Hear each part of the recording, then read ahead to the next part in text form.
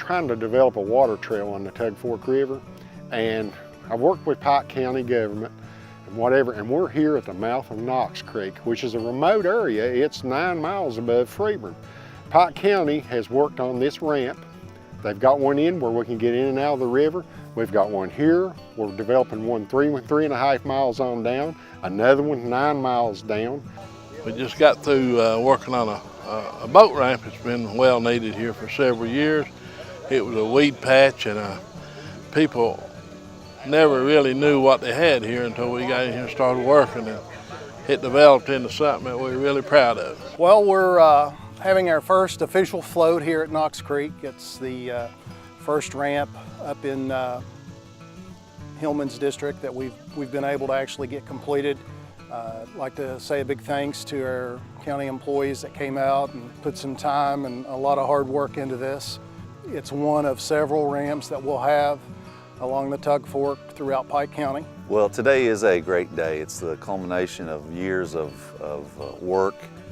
You know, this is the first stage of a series, a trail, if you will, down the Tug River. We're going to have intake and outtake points for canoes and paddle crafts of all kinds, all up and down the Tug Fork River. And this will stretch all the way from here at Knox Creek, which is the furthermost point, all the way down the Tug River and even through Pike County and into Martin County. So we're excited about years of work that's gone into putting this together. The plan is developed, and this is the first construction project of the trail system that's going to be built from here at Knox Creek all the way into and through Martin County.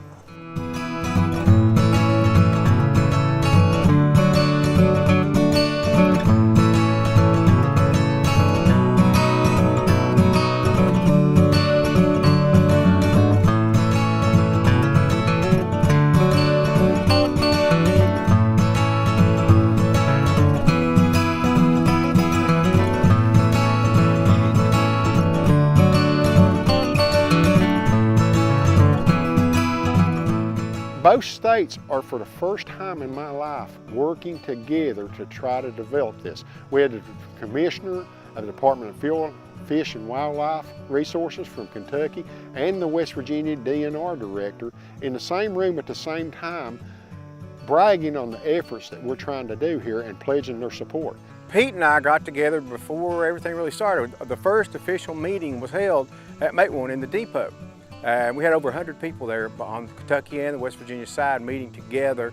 Wonderful meeting. We had senators and representatives from both states, and it kind of snowballed from there, and we just kept that momentum going.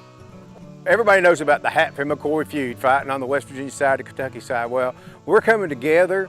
We're working together. Jim Blevins and I have coordinated. We're doing bike races that go from Kentucky into West Virginia and back.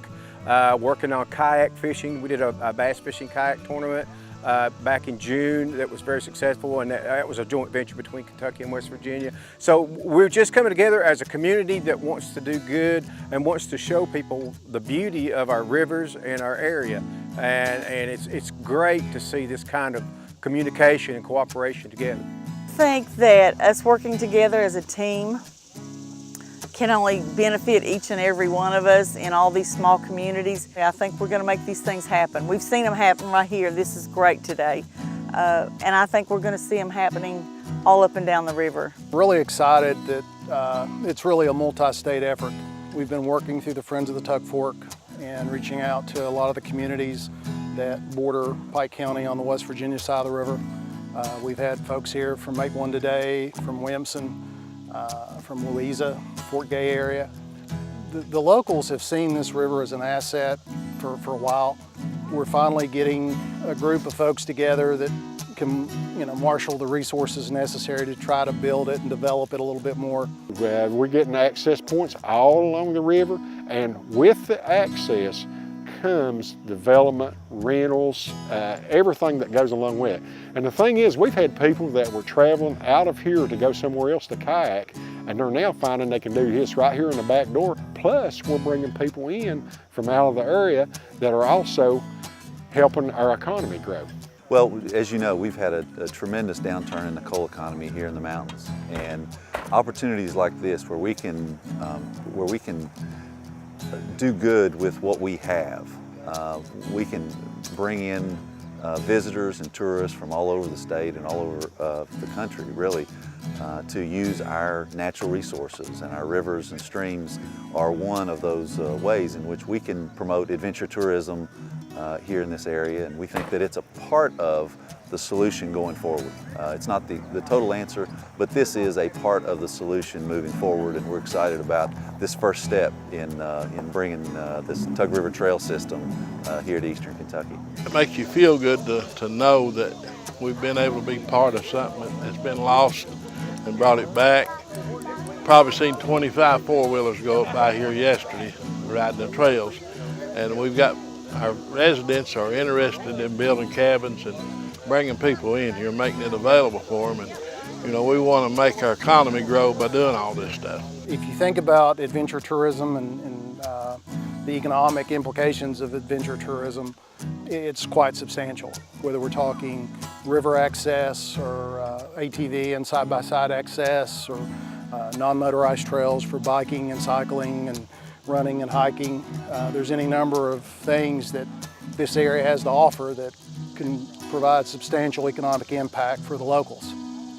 And it's going to get recognition on the Tug Fork and the Knox Creek and show people what we really have to offer. Also, it will link our trail, ATV trails and our horse trails down the road. We can just tie all this in together. The more we use the river, the more that these things are going to happen. And these are good things. Where else can you go and hop on an ATV, ride for all day, then you can get on a kayak and ride the river if you want to.